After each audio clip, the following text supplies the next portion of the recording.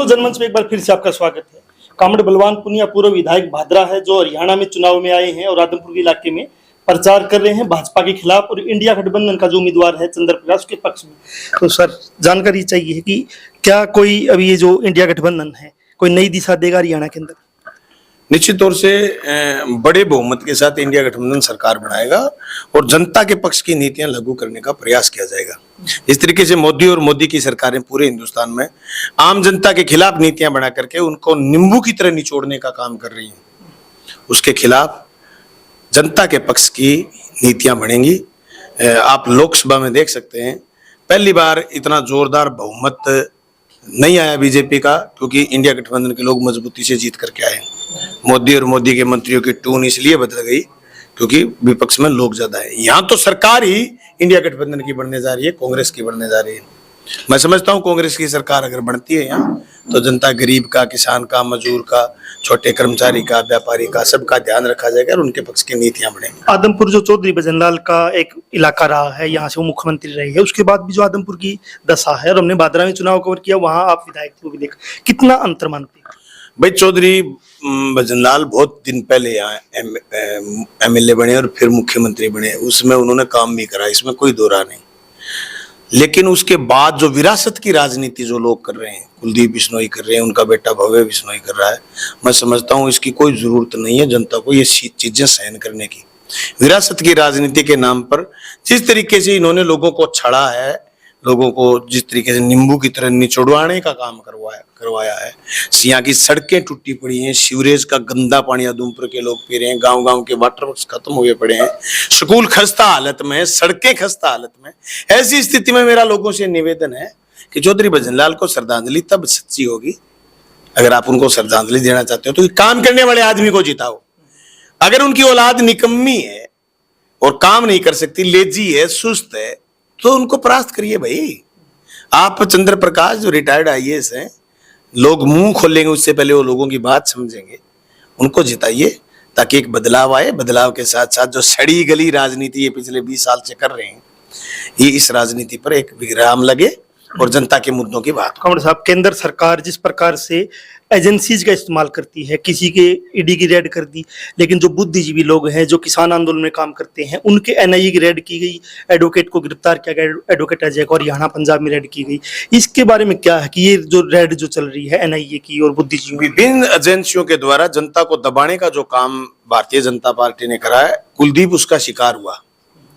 कुलदीप इसलिए शिकार हुआ कि इनके पास अकूत संपत्ति है, पर यहाँ के किसान के पास अकूत संपत्ति नहीं है, यहाँ के कमेरे के पास अकूत संपत्ति नहीं है, यहाँ के छोटे कर्मचारी के पास अकूत संपत्ति नहीं है।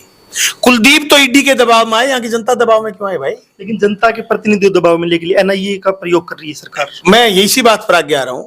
कुलदीप तो दबाव में आए, आम जनता दबाव में क्यों आए? कुलदीप जैसे लोग दबाव में आए तो ही बीजेपी का हौसला बढ़ा है कि वो लोगों को डराते रहे, क्योंकि ये बिना रीढ़ के लोग हैं, इनमें रीढ़ नहीं है। तभी बीजेपी का ये हौसला बढ़ा कि हर किसी को दबाना शुरू कर दिया इन्होंने। किसान आंदोलन एक ऐसी चीज हुई जिस किसान आंदोलन के खिलाफ ये लोग बोले, इन लोगों को आज सजा देने का वक्त है, भारतीय जनता पार्टी के लोगों को। मैं कहता हूं बार बार हर चुनाव में किसान और किसान से जुड़ा मजदूर, जो खेती और मजदूर का काम करता है, अगर किसानी बर्बाद हो जाएगी तो खेती और मजदूर भी बर्बाद हो जाए, उसका काम भी खत्म हो जाएगा। ये खेत अगर कंपनियों के चले गए तो फिर ये भाई के मजदूर नहीं बचेंगे, कंपनियों के मजदूर हो जाएंगे, वो सुनने वाला भी कोई आदमी नहीं मिलेगा। इसलिए मैं सब लोगों से कहना चाहता हूं थोड़ा समझदारी से काम लें और इस आदमपुर सीट पर चंद्र प्रकाश को जिताएं। कुलदीप बिश्नोई, भव्य बिश्नोई की राजनीति को विराम। क्या इंडिया गठबंधन की सरकार हरियाणा में बन जाती है तो जो फेडरल सिस्टम को खत्म करने की कोशिश है केंद्र सरकार की है, लगातार एजेंसीज के माध्यम से लोगों को तंग कर रही हैं, क्या उसका कुछ प्रभाव पड़ेगा? सारा प्रभाव पड़ेगा। ये फेडरल सिस्टम को खत्म करके तो वन नेशन वन इलेक्शन का जिक्र कर रहे हैं ना, ये फेडरल सिस्टम ही तो तोड़ना चाहते हैं। ये जो संघीय ढांचा है, केंद्र और राज्य का जो तालमेल है, उसको ही तो खत्म करना चाहते हैं ना। ये छोड़ेंगे नहीं, वे तो वन नेशन वन इलेक्शन ही तो मौत है जनता की। ये जनता को ये बता रहे चुनाव का खर्चा बचेगा। अरे तेल लेने का खर्चा तुमने 16.5 लाख करोड़ रुपए बड़े पूंजीपति के माफ कर दिए, चुनाव पर 16.5 लाख करोड़ खर्च थोड़ी होते हैं। तुम खर्चा कहां बचाओगे? तुम जितना खर्चा बचाओगे ये अदानी अंबानी का माफ करते रहेंगे। तुम जितना खर्चा बचाओगे ये मल्टीनेशनल कंपनियों को दान करते जाएंगे, उनको पैसे माफ करते जाएंगे। तुम कितना खर्चा बचाओगे? सवाल ये है कि हिंदुस्तान के कॉन्स्टिट्यूशन को तोड़ने का काम भारतीय जनता पार्टी कर रही है। ये फेडरल सिस्टम को तोड़ रहे हैं। ये चाहते हैं कि मैं और अमित शाह दो ही बचे हैं, एक प्रधानमंत्री बन गया, एक राष्ट्रपति बन गया, बात खत्म। नीचे ना मुख्यमंत्री हो, ना एमएलए हो, ना नीचे की बॉडी हो। आज लोगों के अभी तक पटवारी हिस्से में नहीं आया, पटवारी ताबे नहीं आया अभी तक, और ये सीधे अमेरिका बनाना चाहते हैं हिंदुस्तान को। अभी 200 साल और लगेंगे हिंदुस्तान के इसको डेमोक्रेसी को मैच्योर होने में। इसलिए फेडरल सिस्टम को तोड़ने का भारतीय जनता पार्टी काम कर रही है, इसको रोकने की जरूरत है। और निश्चित तौर से इंडिया गठबंधन के कैंडिडेट के रूप में चंद्र प्रकाश को जिताते हुए हरियाणा में इंडिया गठबंधन की कांग्रेस की सरकार बनाए। कॉमरेड बलवान पुनिया हमारे साथ थे। जिस प्रकार से फेडरल सिस्टम को खत्म करके यहाँ की पुलिस से बिना पूछताछ किए, बिना पुलिस का सहयोग लिए सीधा एनआईए रेड मारती है, सीधा ईडी रेड मारती है, सीधा सीधा केंद्र की एक तानाशाही की तरफ देश बढ़ रहा है। और ये जैसे जैसे देश केंद्र की तानाशाही की तरफ बढ़ेगा वैसे वैसे यहाँ के मजदूर का, किसान का बहुत बड़ा नुकसान होने जा रहा है और भारतीय संविधान का नुकसान होने जा रहा है। कॉमरेड बलवान पुनिया हमारे साथ थे। जनमंच के साथ नई अपडेट के साथ किसी नए विशेष मेहमान के साथ फिर हाजिर होंगे। धन्यवाद सर। Thank you.